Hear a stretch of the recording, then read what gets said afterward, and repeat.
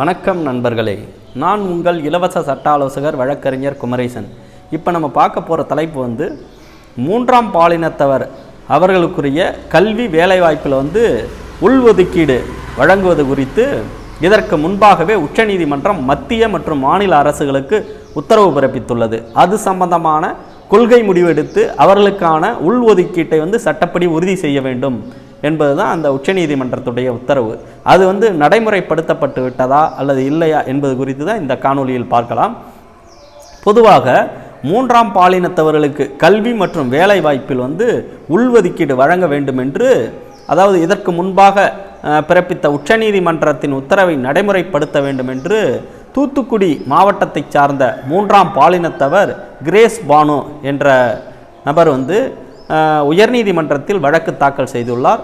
இந்த வழக்கை விசாரித்த தலைமை நீதிபதி கங்கா பூர்வாலா மற்றும் பரத சக்கரவர்த்தி அடங்கிய டிவிஷன் பெஞ்ச் இந்த வழக்கை விசாரித்து இது சம்பந்தமாக அரசு எடுத்த நடவடிக்கை என்ன என்ற வினா எழுப்புகின்ற பொழுது அதில் அரசு தரப்பில் ஆஜரான வழக்கறிஞர் என்ன சொல்கிறாங்கன்னா, பொதுவாக இது சம்பந்தமாக தமிழக அரசு கொள்கை முடிவு எடுப்பதற்கு முயற்சித்து வருகிறது, அதற்கான விவரங்களை தரவுகளை சேகரித்து வருகிறது என்று கூறியிருக்கிறார். அதாவது எத்தனை பேர் மூன்றாம் பாலினத்தவர்கள் இருக்கிறார்கள் என்ற எண்ணிக்கையை கவுண்ட் செய்து வருவதாக அவர் தெரிவித்திருக்கிறார்.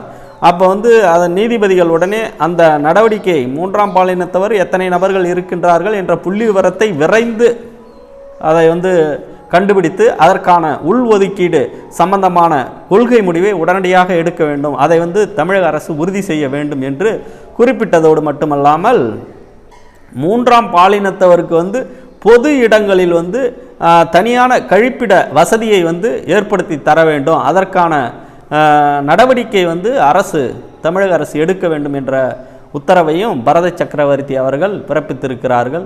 ஆகவே இது ஒரு போற்றுதலுக்குரிய தீர்ப்பாக கருதப்படுகிறது. ஏனென்றால் ஒரு சமூகம் எப்படி இருக்க வேண்டும், இப்படித்தான் பயணிக்க வேண்டும் என்ற நிலைப்பாட்டை வகுப்பதாக இந்த தீர்ப்பு அடங்கியிருக்கிறது. இந்த சமூகத்தில் மூன்றாம் பாலினத்தவர்களுக்கும் உரிய அங்கீகாரமும் உரிய சட்ட ரீதியான உள்ஒதுக்கீடு மட்டுமல்லாமல், பொதுவாக அந்த உள்ஒதுக்கீட்டுக்காக தான் அந்த கிரேஸ் பானு வழக்கு போட்டாங்க. ஆனால் இதில் கூடுதலாக அவர்களுடைய நிலையை கருதி அவர்களுக்கு அந்த கழிப்பிட வசதியும் செய்து தர வேண்டும் என்ற ஒரு வரலாற்று சிறப்புமிக்க தீர்ப்பை வழங்கியிருப்பது போற்றுதலுக்குரியதாக இருக்கிறது.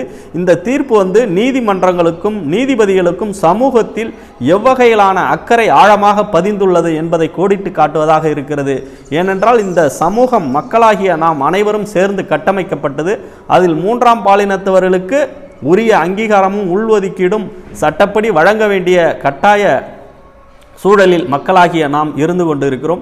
அதற்கேற்பபடி நீதிமன்றமும் தீர்ப்பு வழங்கியிருப்பது குறிப்பிடத்தக்கதாக இருக்கிறது. ஆகவே நண்பர்களே, இது போன்ற சட்டம் சம்பந்தமான தகவல்களை நாங்கள் பதிவு செய்து கொண்டு வருகிறோம். உங்களுக்கு இதில் கூறப்படும் தகவல்கள் பயனுள்ளதாக இருந்தால் இதை லைக் பண்ணி உங்கள் நண்பர்களுக்கு ஷேர் பண்ணுங்கள். உங்களுக்கு சட்டம் சம்பந்தமான சந்தேகங்கள் இருந்தால் நீங்கள் கமெண்ட் பாக்ஸில் தெரிவிங்க.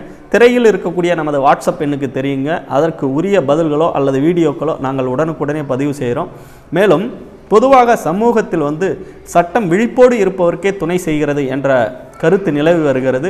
பொதுவாக ஒரு நபருக்கு சட்டம் தெரியாது என்பதால் அவர் செய்த குற்றத்தை நீதிமன்றம் எக்காலத்திலும் அவரை விடுவிக்காது. அதை மக்களாகிய நாம் அனைவரும் புரிந்து கொண்டு சட்டத்தின் அடிப்படை கோட்பாடுகளை தெரிந்து கொள்வதோடு சட்ட விழிப்புணர்வை பெற்றுக்கொள்ள வேண்டும். அதற்காக தான் இந்த காணொலி பதிவிடப்படுகிறது. இதுவரை நம்ம சேனலை சப்ஸ்கிரைப் பண்ணாதவங்க சப்ஸ்கிரைப் பண்ணி பெல் ஐக்கானை கிளிக் பண்ணுங்கள். அப்போ தான் நாங்கள் பதிவிடக்கூடிய சட்டம் சார்ந்த விழிப்புணர்வை ஏற்படுத்தும் வீடியோக்களும் மற்றும் நீதிமன்ற தீர்ப்புகள் அடங்கிய காணொலிகளும் உங்களுக்கு உடனுக்குடனே வந்தடையும். மேலும் அடுத்து பயனுள்ள சட்ட தகவல்கள் அடங்கிய காணொலியில் உங்களை சந்திக்கும் வரை உங்களிடமிருந்து விடைபெறுபவர் நான் உங்கள் இலவச சட்ட ஆலோசகர் வழக்கறிஞர் குமரேசன். நன்றி, வணக்கம்.